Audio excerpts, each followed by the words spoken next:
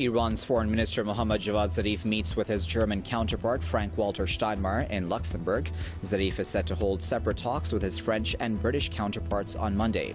The meetings are part of ongoing nuclear negotiations between Tehran and the P5+1 group of countries. Iranian President Hassan Rouhani says the nuclear negotiating team will stick to the guidance and red lines set out by the leader of the Islamic Revolution and the Constitution in talks with the P5+1 group of countries. Rouhani says nuclear talks have reached a critical phase.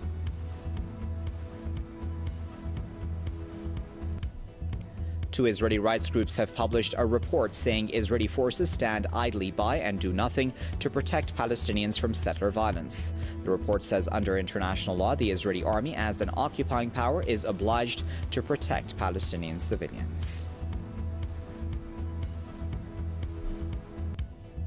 The European Commission's President Jean-Claude Juncker says he is doubtful that Eurozone leaders would reach a deal on Greek debt in the Brussels summit. Juncker acknowledged some progress but said a deal to avert the Greek default is not yet there.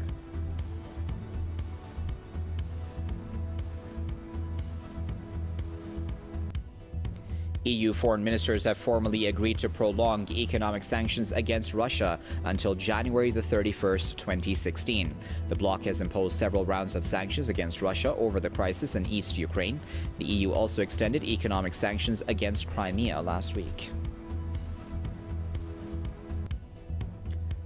More civilians are falling victim to Saudi airstrikes on Yemen. At least 8 people lost their lives as planes bombed a residential area in the Abs district of Hajjah province.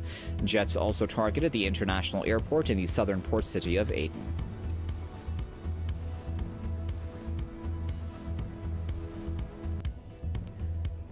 Yemen's Ansarullah fighters, backed by army units, have showered a southwest Saudi region with rockets in retaliation for Riyadh's airstrikes on Yemen. Ansarullah fighters fired 70 rockets at Saudi military bases in the border region of Jazan. Army troops also targeted